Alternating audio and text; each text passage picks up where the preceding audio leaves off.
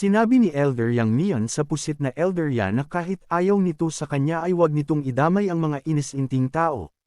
Dahil ginagawa lamang naman niya ang kanyang trabaho. Kaya paano niya ilalagay sa panganib ang Imperial Empire? Tugon ng pusit na Elder Yan na sino ang nakakaalam. Paano kung ang batang iyan ay nagmula sa kalabang bansa o may dalang delikadong bagay? Sinabi ni Yang Mian kay Elder Yan na tigilan na nito ang paggawa ng gulo.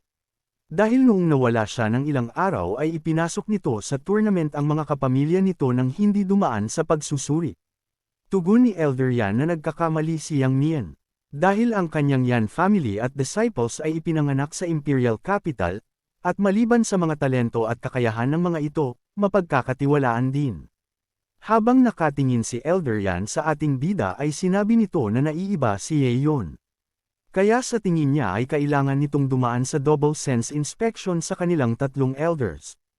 Kailangan nilang suriin si Yeon ng maingat. Hindi pumayag si Elder Yang Mian at sinabi na hindi yun maaari.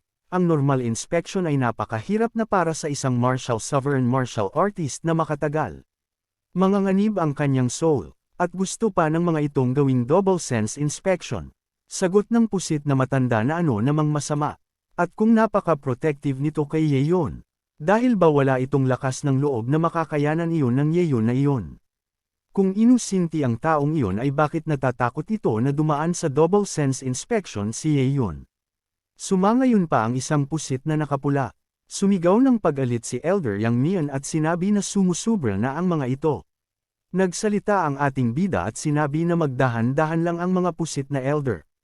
Matapang niyang tugon na tinatanggap niya ang inspection na nais gawin sa kanya ng mga elders. Sinabi ni Elder Yang Mian sa ating bida na alam niya na may talento ito pero alam ba niya yun kung gaano kahirap tumayo kapag nagsasigawa ng sense inspection. Dagdag pa na ang sino mang may mahinang sea of consciousness ay mahuhulog sa pagkakoma. O mamamatay ng malala, tapos gagamitin pa ng mga ito ay double sense inspection. Kumpiyansang sagot ni Yeon na huwag mag-alala si Elder Yang, alam niya kung paano iyon asikasuhin. Tumayo si Yeon sa gitna at sinabi sa tatlong pusit na elder na simulan na ng mga ito ang pag-inspection sa kanya. Naglabas ng kapangyarihan si Elder Yan at sinabi na hindi gaya ng elder nito ay si Yeon ay masyadong madamdamin. Pero huwag itong mag-alala dahil magtatanong lamang siya gamit ang kanilang sense. Matapos nun ay palapit na nga kay Yeon ang malakas na power of sense ng matanda. Hindi naman nagpatalo si Yeon at gumamit din siya ng power of sense niya at nilabanan ang double sense inspection ng Elder Yan. Laking gulat ng pusit na elder matapos madaig ni Yeon ang kanyang double sense inspection. Nahirapan ang pusit na elder at napangiwi sabay kaya nag-alala na ang dalawang elder na pusit sa kung anong mali. Sa isip-isip ng Elder Yan na paano iyon nangyari. Ang kanyang power of sense ay natalo. Bakit ang kanyang power of sense ay ganun-ganun lang napawalang bisa?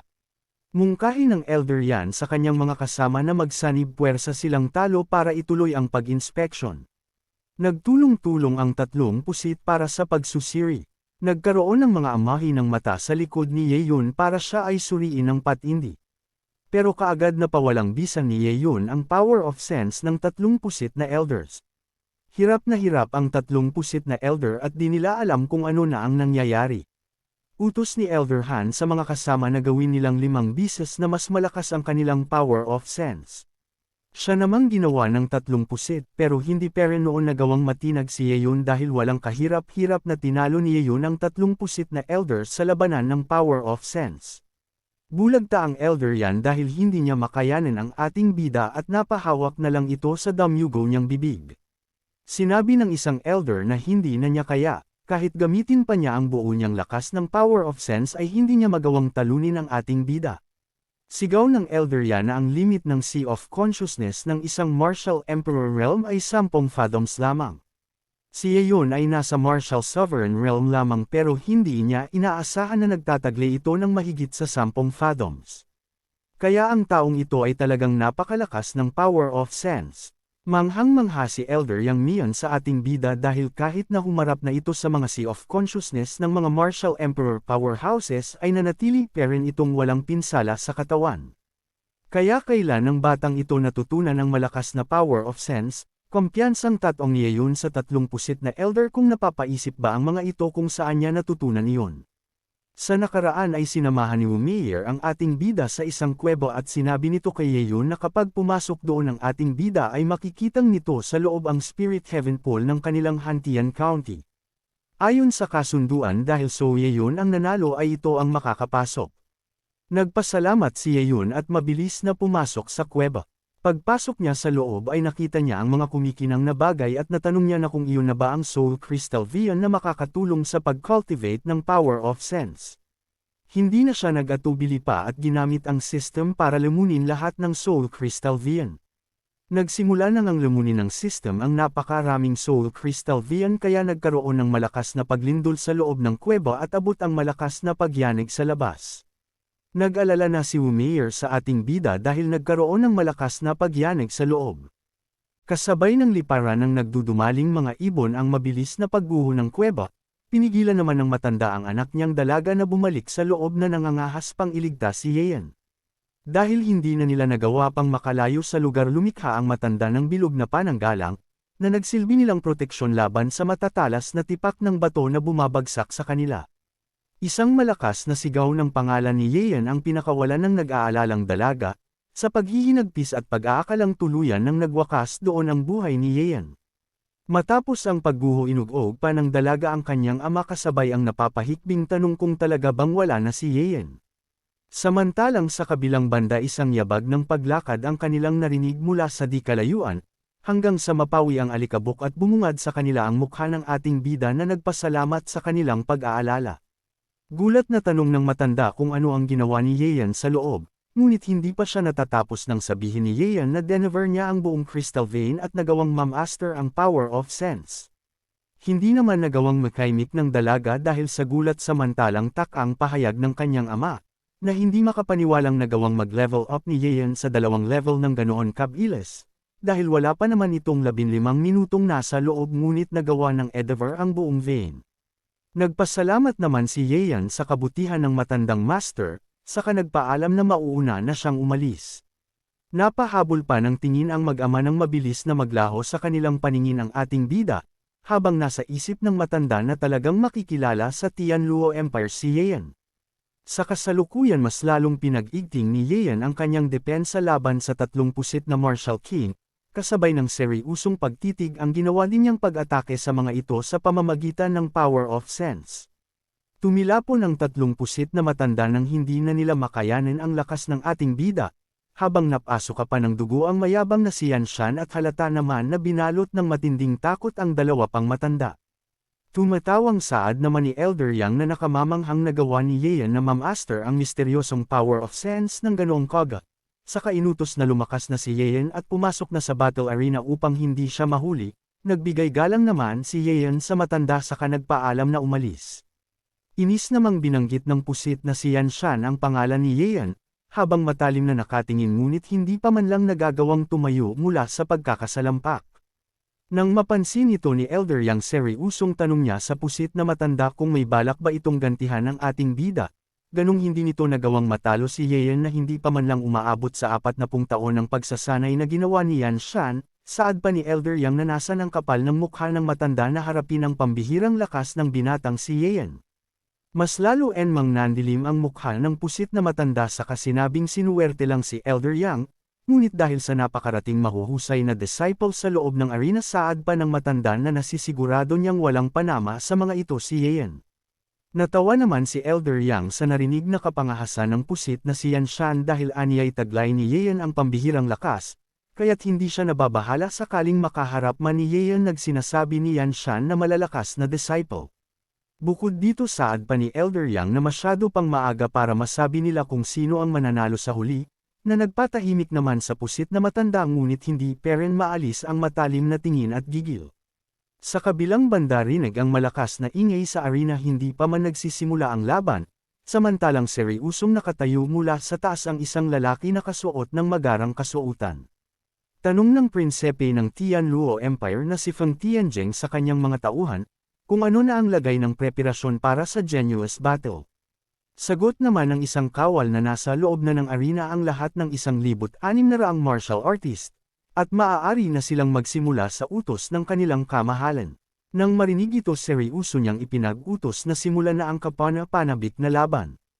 Inihipan ng isang kawal ang horn kasunod ng utos bilang hugyat ng pagsisimula, kaya't agad na nagsigawan ang mga manunood ng buong pananabik sa interesanteng patimpalak. Nagpakilala naman ang matandang lalaki na siyang pangunahing tagapagsalita bilang ang Lord ng Tianluo Empire na si Xu Yanhe, kasunod ang pasasalamat sa lahat ng mga dumalo. Kasunod nito umilo ang kanyang mga kamay dahil sa pinalabas na kapangyarihan, at ilang sandali pa lumitaw mula sa kawalan ng 400 token na pumaligid sa kanya. Pahayag ng matanda na sa unang round ng Genuous Battle ay ang Token Snatch Battle, at kung sino lang ang makakakuha ng token ay siya lang ang makakapasok sa susunod na round. Kaya't sa 1,600 martial artist tanging 400 lamang ang magkakaroon ng pagkakataon na makapasok.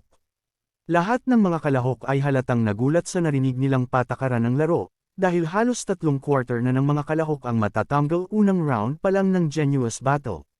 Sabay namang napalingon si Qingzhou at Yaling sa ating bida, habang bakas sa mga mata nila ang matinding pag-aalala. Ngunit seryoso at magkakrus pa ang mga kamay na pahayag ni Yeyan, na hindi kailangan mag-alala ng mga ito dahil hindi ito magiging problema sa kanya. Nag-uunahang tumakbo ang mga kalahok upang kumuha ng token para sa kanilang sarili, upang maipagpatuloy ang laban sa ikalawang round.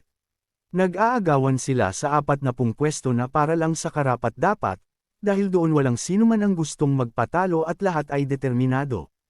Nang damputin ng isang lalaking nakasuot ng magawang kasuotan ng isang token, agad siyang sinubukang atakehin ng isa pang lalaki mula sa likuran. Kasabay ng pagpitik ng katawan, agad din namang binigwasan ng espada ang papasugod na lalaki, kaya't napadaing na lang ito kasabay ng pagtilapon. Nakangising saad pa ni Wei Yunlong ng Tishang sect na wala man lang sa kakayahan niya ang lalaki, upang makuha ang token na nasa mga kamay na niya.